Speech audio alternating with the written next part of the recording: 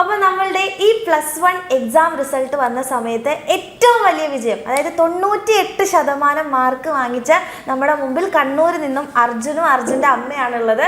അപ്പം അർജുൻ എങ്ങനെയാണ് ഇത്രയും ഒരു 98% എന്ന് പറയുന്നത് ചെറിയൊരു മാർക്കല്ല, വലിയ വിജയം തന്നെയാണ്. അപ്പോൾ അതെങ്ങനെയാണ് സാധിച്ചത്, അല്ലെങ്കിൽ അവിടേക്ക് എത്താനുള്ള ആ ഒരു ജേർണീനെ പറ്റിയൊക്കെയാണ് നമ്മൾ ചോദിക്കാൻ പോകുന്നത്. അപ്പോൾ വെൽക്കം അർജുൻ്റെ അമ്മ.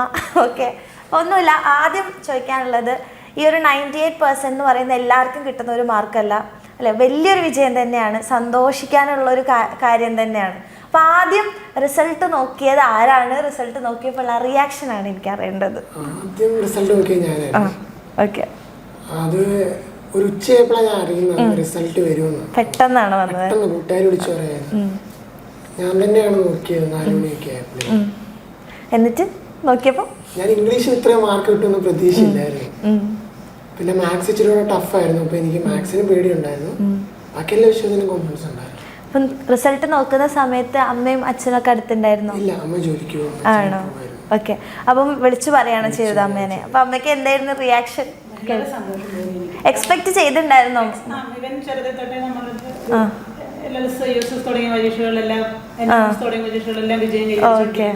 നമ്മളെപ്പോഴും അത് പ്രതീക്ഷിക്കുന്നുണ്ട്. എന്നാലും പരീക്ഷ കഴിഞ്ഞ് വന്നിട്ട് മാത്സ് ഭയങ്കര വിഷമമായിരുന്നു. ഇംഗ്ലീഷാണ് പക്ഷെ അത്ര ഇത് കൊടുത്തില്ലായിരുന്നു. അത് രണ്ടോ പറഞ്ഞായിരുന്നു, ഒരു 8-10 മാർക്ക് പോകുമെന്ന് ഇങ്ങനെ പറഞ്ഞായിരുന്നു. കിട്ടിയപ്പോഴത്തേക്ക് വളരെ സന്തോഷം. എക്സ്പെക്ട് ചെയ്തതിലും മുകളിലായിരുന്നു. ഓക്കെ, അപ്പോൾ പറഞ്ഞു ഓൾറെഡി ചെറിയ പ്രായത്തിൽ തന്നെ LSS, NMMS, USS ഒക്കെ സ്കോളർഷിപ്പൊക്കെ കിട്ടിയ ആളാണ്. അപ്പോൾ പണ്ട് തൊട്ടേ നല്ല പഠിക്കുന്നത്. അപ്പോൾ എക്സ്പെക്ടേഷൻ ഭയങ്കര കൂടുതലായിരിക്കും. അതായത് എല്ലാത്തിലും കിട്ടി വരുമ്പോൾ ഇപ്പോൾ 10ലാണെങ്കിൽ ഫുൾ A+ വാങ്ങിക്കണം, +1 അപ്പോൾ അതൊരു പ്രഷറായിട്ട് തോന്നിയിട്ടുണ്ടോ? ഇല്ല, 10 റിസൾട്ട് വരാനൊക്കെ ആവുമ്പോഴേക്കും ഭയങ്കര ടെൻഷനായിരുന്നു. ഓക്കെ, പക്ഷെ +1 എത്തിയപ്പോൾ ആ ഒരു ബുദ്ധിമുട്ടുണ്ടായിരുന്നു. അതെ. ഓക്കെ, അപ്പം ഇപ്പം +1 എത്തുമ്പോൾ, കാരണം +1 +2 റിസൾട്ട് രണ്ടും കൂടെ കൂടിയിട്ടാണല്ലോ നമുക്ക് ഇനി അതിന് ശേഷമുള്ളതിലേക്ക് പോകാൻ പറ്റുക. അപ്പം നമുക്ക് സ്വാഭാവികമായിട്ടും +1 എത്തുമ്പോൾ പലരും ഇങ്ങനെ +1 അല്ലേ, കുഴപ്പമില്ല, കുറച്ച് കഴിഞ്ഞ് പഠിക്കാം എന്ന് പറയുന്ന ഒരുപാട് പേരുണ്ട്. പക്ഷെ 10 പോലെ അല്ലല്ലോ, +1 ഒരുപാട് കാര്യങ്ങൾ പഠിക്കാനുണ്ട്. ചാപ്റ്റേഴ്സ് ആണെങ്കിൽ തന്നെ ഇരട്ടിയാണ്. അപ്പം ഒരു പെൻഡിങ് വരും, അങ്ങനത്തെ കാര്യങ്ങളൊക്കെ വരും. അപ്പം +10 നിന്ന് +1 വരുമ്പോൾ ഒരുപാട് ബുദ്ധിമുട്ടുകൾ ഉണ്ടായിട്ടുണ്ടാവും. എന്തായിരുന്നു തോന്നിയിട്ടുണ്ടായിരുന്നത്? 10ാം ക്ലാസ് കഴിയുമ്പോഴേ നമ്മള് വലുതായിട്ട് എന്താ കൈവരിച്ചൊരു ഫീലിംഗ് നമുക്ക് വരും. അതെ, +1 കയറുമ്പോൾ തുടക്കത്തിലൊക്കെ നമ്മൾ വിചാരിക്കും വലുതായിട്ടൊന്നും പഠിക്കാനില്ല എന്ന് മടി പിടിക്കും നമുക്ക്. പിന്നെ ഒരു ക്രിസ്മസ് എക്സാമിന്റെ ഒക്കെ അടുത്തേക്ക് എത്തുമ്പോഴായിരിക്കും നമ്മൾ അറിയുന്ന ഒരുപാട് പഠിക്കാനുണ്ട്. അങ്ങനെയാണ് അവിടെ നിന്നാണ് ഇങ്ങനെ തുടങ്ങുന്നത്. അർജുനും അതേപോലെ പെൻഡിങ്ങും കാര്യങ്ങളൊക്കെ ഉണ്ടായിരുന്നു. ആദ്യം ഇതേപോലെ തന്നെ പഠിക്കാണ്ട് കുറച്ചൊക്കെ ഇരുന്ന് പിന്നീട് ആ ഒരു റിയലൈസേഷൻ വന്ന് പഠിച്ചു വന്ന ആളാണ്. അതെ. അപ്പം ഇപ്പം പറഞ്ഞു എക്സാമിനറിൻ്റെ ബാച്ചിൽ ഓൾറെഡി ജോയിൻ ചെയ്ത ആളാണല്ലോ. 10ൽ ജോയിൻ ചെയ്തിട്ടുണ്ടായിരുന്നില്ല ബാച്ചിൽ, യൂട്യൂബിലെ ക്ലാസ്സസ് കണ്ടു എന്ന് പറഞ്ഞു. അപ്പോൾ സ്വാഭാവികമായിട്ടും ഓൺലൈൻ ആയിട്ടുള്ളൊരു പ്ലാറ്റ്ഫോമിൽ വരുമ്പോൾ പാരൻസ് ഒന്നും അത്ര സപ്പോർട്ട് ചെയ്യില്ല. അതായത് ഓൺലൈൻ അല്ലേ, അല്ലെങ്കിൽ ഒരു ക്ലാസ് റൂമിൽ പോയിട്ടിരുന്ന് പഠിക്കുമ്പോഴാണ് എഫക്റ്റീവ്നെസ് ഉണ്ടാവുകയെന്ന്. അപ്പോൾ ഓൺലൈൻ ബാച്ചിൽ ജോയിൻ ചെയ്യാൻ അല്ലെങ്കിൽ എക്സാമിനറിൽ ജോയിൻ ചെയ്യാൻ എങ്ങനെയാണ് വന്നത്? എക്സാമിനർ എങ്ങനെ കണ്ടെത്തിയത്? എക്സാമിനർ ഞാൻ കണ്ടെത്തുന്നത് 10ാം ക്ലാസ്സിന്റെ ഓണം എക്സാമിന്റെ ഒക്കെ ടൈം ആയപ്പോഴേക്കും അലക്സാറിന്റെ ഫിസിക്സിന്റെ ഒരു ക്ലാസ്, പിന്നെ കുറച്ച് ക്ലാസ്സുകളായിട്ട് കാണാൻ തുടങ്ങി. അച്ഛൻ്റെ ബയോളജി, അലക്സാറിന്റെ മാത്സ്. അങ്ങനെ 10ാം ക്ലാസ്സിന്റെ അവസാനമൊക്കെ ആകുമ്പോഴേക്കും സ്കൂളിലെ എല്ലാവരും കാണാൻ തുടങ്ങി, ക്ലാസ്സിലെ എല്ലാവരും കാണാൻ തുടങ്ങി. +1 ആയപ്പോഴേക്കും അച്ഛനും അമ്മയും തന്നെയാണ് പറഞ്ഞത് ബാച്ച് എടുക്കാം. എനിക്ക് ബാച്ച് എടുക്കാൻ നല്ല മടിയായിരുന്നു, കാരണം ആദ്യം തൊട്ട് പഠിക്കണമല്ലോ. അതിനുശേഷം അച്ഛനും അമ്മയും നിർബന്ധിച്ചിട്ട് തന്നെയാണ് ഞാൻ ബാച്ച് എടുത്തത്. അപ്പം പാരൻസ് ആണ് അപ്പോൾ ആക്ച്വലി നിർബന്ധിച്ചത്. ആദ്യമായിട്ടാണ് പാരൻസ് നിർബന്ധിച്ച് ബാച്ച് ജോയിൻ ചെയ്ത്. പൊതുവെ കുട്ടികളാണ് പറയുക എനിക്കിങ്ങനെ എക്സാമിനറിൽ ചേരണം എന്ന് പറഞ്ഞിട്ട് അങ്ങനെയാണ് വരാറ്. പക്ഷെ പാരൻസ് ആണ്. എന്തുകൊണ്ടാണ് ബാച്ചിൽ ജോയിൻ ചെയ്യിപ്പിക്കാൻ തോന്നിയത്? നമ്മളൊക്കെ പഠിക്കുന്ന കാലത്ത് നമുക്ക് ഇത്രയും ഫെസിലിറ്റീസ് ഒന്നും ഇല്ലായിരുന്നു. അതെ. പിന്നെ എക്സാമിനർ ഓണത്തിന് 10ാം ക്ലാസ്സിൽ കാണുന്ന കണ്ടപ്പോൾ നമുക്ക് വളരെ നിങ്ങളുടെ ക്ലാസ് നമുക്ക് ഭയങ്കര എഴുതിയാലോ നമുക്ക് തോന്നും. അത്രയ്ക്ക് ഇതുണ്ട്. നമ്മൾ പറഞ്ഞു ഫോൺ സൗകര്യം ഇല്ലായിരുന്നു, ഇതിന് സ്വന്തമായിട്ട് ഫോണില്ല. ഞങ്ങളുടെ ഫോണ് ഞങ്ങൾ വൈകുന്നേരം ഡ്യൂട്ടി കഴിഞ്ഞ് വന്നിട്ട് ഫോണിനകത്ത് റെക്കോർഡ് ക്ലാസ്സിലാണ് കൂടുതൽ ഇവരെ കിട്ടിയിട്ടുണ്ട്. എല്ലാവരും ഓൺലൈൻ മാധ്യമത്തെ ഇതുണ്ടല്ലോ, പേടിയുണ്ട്. പക്ഷെ ഇതിനെ സംബന്ധിച്ചിടത്തോളം വൈകുന്നേരം ഞങ്ങൾ വന്നതിന് ശേഷം മാത്രമാണ് ഇവന്റെ ഫോൺ കിട്ടുന്നത്. പകലൊന്നും ഇവന് ഫോണില്ല. 7 മണിക്ക് ശേഷമാണ് ഈ ഫോൺ ഇവന്റെ കൈ കിട്ടുന്നത്. 7 മണി തൊട്ട് 9:30 വരെ ക്ലാസ് ഉണ്ട്. പിന്നെ അത്രയല്ലേ യൂസ് ചെയ്യുള്ളൂ. ഈ വർഷമാണ് പ്ലസ് 1 റിസൾട്ട് ഒക്കെ വന്നതിന് ശേഷമാണ് അവന് സ്വന്തമായിട്ട് ഒരു ഫോൺ നമ്മൾ മേടിച്ചു കൊടുത്തത്. +1 റിസൾട്ട് വന്നിട്ടാണ് ഫോൺ മേടിച്ചത്. റിസൾട്ടിന് ഒരു മാസം കാരണം അവൻ പറഞ്ഞു +1 എനിക്ക് നല്ല മാർക്ക് ഉണ്ടാകും, ഞാൻ ഉഴപ്പില്ല, ഈ പ്രാവശ്യത്തെ +2 ഓണ പരീക്ഷയ്ക്ക് ഞാൻ നന്നായിട്ട് മാർക്ക് മേടിക്കുക, അതുകൊണ്ട് നിങ്ങൾ വിഷമിക്കേണ്ട, നമുക്ക് പേടിയില്ല. അവന്റെ അനിയനുണ്ട്, ഈ വർഷം 10ാം ക്ലാസ്സിൽ ക്ലാസ്സായിട്ടുള്ള +1 വന്നിട്ട് അവനും എക്സാമിന് ക്ലാസ് എടുക്കണം. അപ്പൊ ഫോൺ ഇവന് സ്വന്തമായിട്ടുള്ള ഒരു ഫോണുള്ളത്, അച്ഛന്റെ ഫോണിൽ കേൾക്കുമ്പോൾ രണ്ടുപേരും കൂടെ ക്ലാസ് കേൾക്കാൻ പറ്റും, അതുകൊണ്ട് ഇവര് സ്വന്തമായിട്ട് ഫോൺ നമ്മൾ മേടിച്ചു കൊടുക്കും. ഓക്കെ. അപ്പം നമ്മുടെ അഗ്നി ബാച്ചിൽ ആദ്യം തൊട്ടേ ജോയിൻ ചെയ്ത സ്റ്റുഡൻ്റ് ആണല്ലോ അർജുൻ. അപ്പം എങ്ങനെയാണ് അഗ്നി ബാച്ച് ഈ ഒരു മാർക്കിലേക്ക് മോനെ ഇൻഫ്ലുവൻസ് ചെയ്തത്, അല്ലെങ്കിൽ എങ്ങനെ യൂസ്ഫുൾ ആക്കിയത്, എന്താ ചെയ്തത് ഈ 518 മാർക്ക് കിട്ടാൻ അഗ്നി ബാച്ചിൽ എങ്ങനെയാ ചെയ്തത്? അഗ്നി ബാച്ച് തുടക്കത്തിൽ ഞാൻ ഇംഗ്ലീഷ് ഒന്നും കാണുകയില്ലായിരുന്നു. ഞാൻ ഇംഗ്ലീഷിന് ക്ലാസ് ഒന്നും പറയുന്ന കുറേ കഴിഞ്ഞു നോക്കിയിട്ടേ ഇല്ല. ഇംഗ്ലീഷ് എന്ന് പറയുമ്പോൾ 10ാം ക്ലാസ് വെച്ച് നോക്കുമ്പോൾ 10ാം ക്ലാസ്സിൽ ഇംഗ്ലീഷ് അല്ലല്ലോ, +1 വരുമ്പോൾ ഇച്ചിരി ലെവല് കൂടും നമുക്ക് പിന്നെ മനസ്സിലാവും. അപ്പോൾ ബാക്കിയുള്ള വിഷയങ്ങൾക്കും ടൈം ടേബിളൊക്കെ ഏകദേശം ഒപ്പിച്ചൊപ്പിച്ച് കാണുമായിരുന്നു. പിന്നെ കുറെ കഴിയുമ്പോൾ നല്ലോണം പെൻഡിങ് വരാൻ തുടങ്ങി. പെൻഡിങ് ആയപ്പോഴേക്കും ഇച്ചിരി എക്സ്ട്രാ ടൈം എടുത്ത് കാണാൻ തുടങ്ങി. പിന്നെ ടൈം കിട്ടാത്തപ്പോൾ യൂട്യൂബിലെ ക്ലാസ് കണ്ടെത്തിയെടുക്കാം. യൂട്യൂബിലെ ക്ലാസ്സസ് ഫോളോ ചെയ്യാറുണ്ട്. ഓക്കെ. ഇപ്പം കുറേ കുട്ടികൾ പറയും യൂട്യൂബിൽ ഓൾറെഡി നമ്മൾ എല്ലാ ക്ലാസ്സുകളും അല്ലെങ്കിൽ 1 ഷോട്ട്സ് ആയിട്ടൊക്കെ പോകാറുണ്ട്. പക്ഷെ ബാച്ച് ഇസ് ഡിഫറെൻ്റ് അല്ലേ? ബാച്ചിലാണെങ്കിൽ ഭയങ്കര ഡിഫറെൻ്റ് ആയിട്ടുള്ള കാര്യമാണ്. പക്ഷെ കുറേ പേര് ഇങ്ങനെ വിചാരിക്കും യൂട്യൂബിൽ കണ്ടാൽ മതിയല്ലോ, ഫുൾ മാർക്ക് കിട്ടുമല്ലോ. പക്ഷെ ബാച്ചിൻ്റെ മോനിപ്പോൾ രണ്ടും കണ്ട ഒരാളാണ്. ഇത് ബാച്ചിലും ഉണ്ടായിരുന്നു, യൂട്യൂബിലും ക്ലാസ് കണ്ടിട്ട്. അവിടെ ഡിഫറൻസ് എന്താണെന്നാ പറയാനുള്ളത്? യൂട്യൂബിലാണെങ്കിൽ 20 മിനിറ്റ് കൊണ്ട് ഒരുപാട് ടോപ്പിക്സ്, ബാച്ചിലാണെങ്കിൽ 20 മിനിറ്റ് കൊണ്ട് ഒരു ടോപ്പിക്ക് നല്ല വ്യക്തമായിട്ട് നമുക്ക് പഠിച്ചെടുക്കാൻ വേണ്ടി പറ്റും. അപ്പൊ ആദ്യം തൊട്ടേ ശ്രമിക്കുവാണെങ്കിൽ എളുപ്പമായിരിക്കും നമുക്ക് പഠിച്ചു മുന്നേറാൻ. ഇപ്പോൾ ഈ ഒരു 3 മാർക്കിലേക്ക് എത്താൻ ഇപ്പോൾ ഒരു ജേർണി ഉണ്ടാവുമല്ലോ. അതായത് ഇപ്പോൾ നമ്മൾ ആദ്യം പഠിക്കുന്നു അല്ലെങ്കിൽ ഫസ്റ്റ് മുതലേ പഠിക്കുന്നു. പക്ഷെ അർജുൻ ഫസ്റ്റ് മുതൽ പഠിച്ച ഒരാളല്ല, കുറച്ച് കഴിഞ്ഞിട്ടാണ് പഠിച്ചത്. അപ്പോൾ കുറേ ടെൻഷനും കാര്യങ്ങളൊക്കെ ഉണ്ടാവും.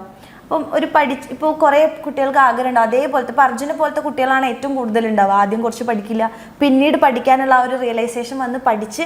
പക്ഷെ അർജുൻ എത്തി, പക്ഷെ പലർക്കും എത്താൻ പറ്റാറില്ല.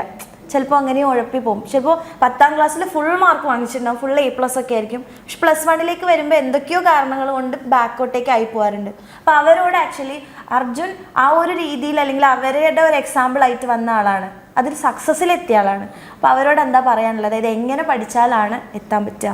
അതിപ്പോ നമ്മൾ ആദ്യം തൊട്ട് പഠിച്ചില്ലേലും കുഴപ്പമൊന്നുമില്ല. അവസാനങ്ങളിലേക്ക് എത്തുമ്പോൾ പരമാവധി ടോപ്പിക്ക് കവർ ചെയ്യുക, പ്രീവിയസ് ഇയർ ക്വസ്റ്റ്യൻസ് ചെയ്യുക.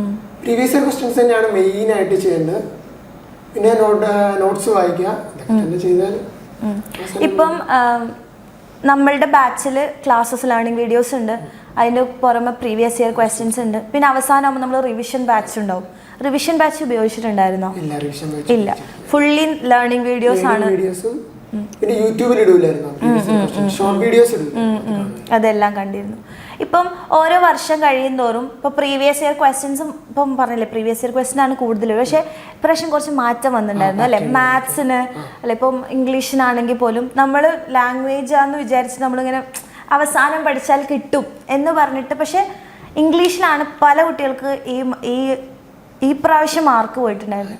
അപ്പം അതിനെപ്പറ്റി എന്താ പറയാനുള്ളത്? അതായത് നമ്മളങ്ങനെ ലാംഗ്വേജിനെ മാറ്റി വെക്കാൻ പാടുണ്ടോ? പാടില്ല അല്ലേ? നേരത്തെ തന്നെ പഠിക്കണം. ഇംഗ്ലീഷ് ആദ്യം തൊട്ടേ എനിക്ക് കഥ പോലും അറിയത്തില്ലായിരുന്നു, എന്താന്ന് പോലും അറിയില്ല. അപ്പോൾ ആദ്യം തൊട്ടേ ടെക്സ്റ്റ് ബുക്ക് വായിക്കുക, ഇംഗ്ലീഷ് ഇച്ചിരി ഇൻഡെപ്തിൽ തന്നെ പഠിക്കാൻ നോക്കുക. 10ാം ക്ലാസ്സിൽ ഇംഗ്ലീഷേ അല്ല, +1ലേക്ക് വരുമ്പോൾ ഒരുപാട് ചേഞ്ചസ് ഉണ്ട്. അതുകൊണ്ടാണ് ഇംഗ്ലീഷ് എനിക്ക് നല്ലോണം ഞാൻ കഷ്ടപ്പെട്ടു. പക്ഷെ എന്നാലും വളരെ കുറച്ച് മാർക്ക് മാത്രമേ മിസ്സായിട്ടുള്ളൂ, കുഴപ്പമില്ല. ഇത്രയും നല്ലൊരു മാർക്കിലേക്ക് എത്താൻ പറ്റിയിട്ടുണ്ടല്ലോ.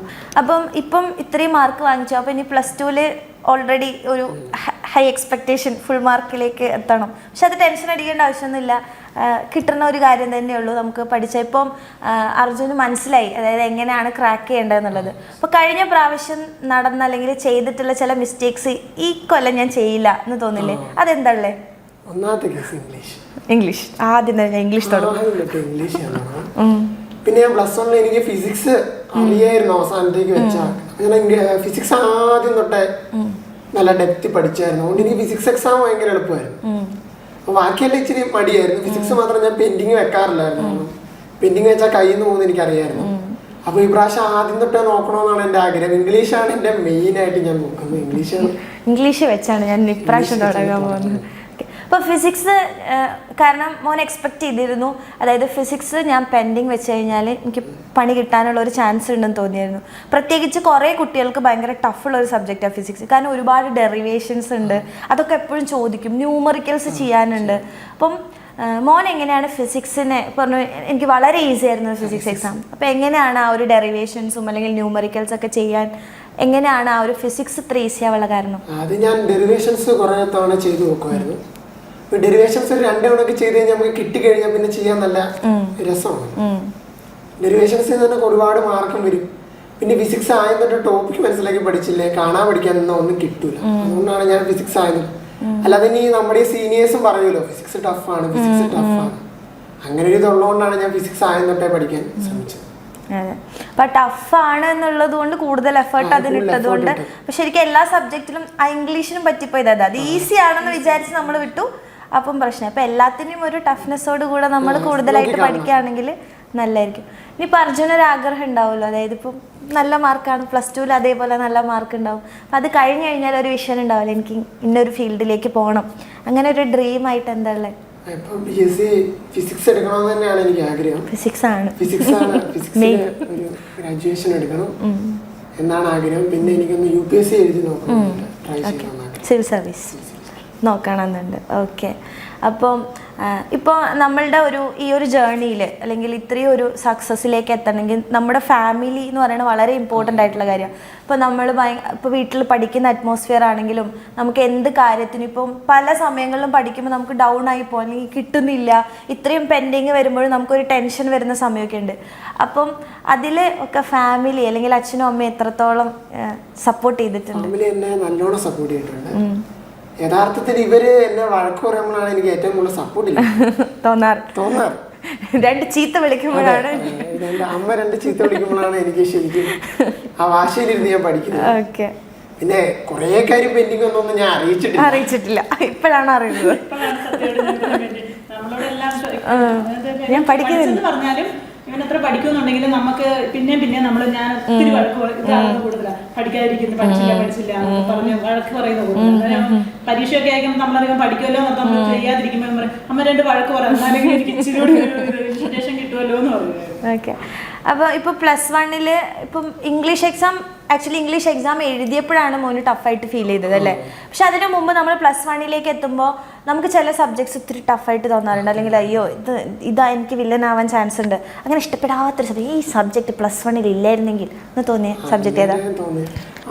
കെമിസ്ട്രി എനിക്ക് ഇച്ചിരി ടഫായിരുന്നു, കാരണം കെമിസ്ട്രി മൊത്തം കാണാൻ പഠിക്കണം. അതെ.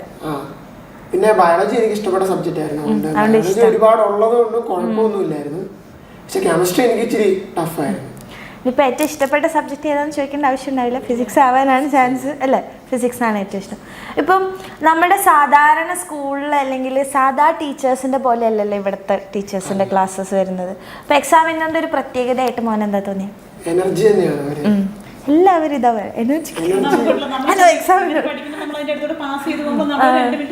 നോക്കി നിൽക്കും.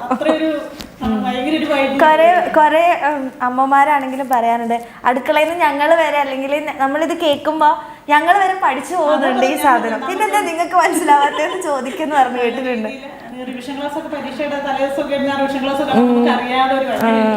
ഒന്നുകൂടെ എഴുതിയില്ലെങ്കിൽ. ഓക്കെ.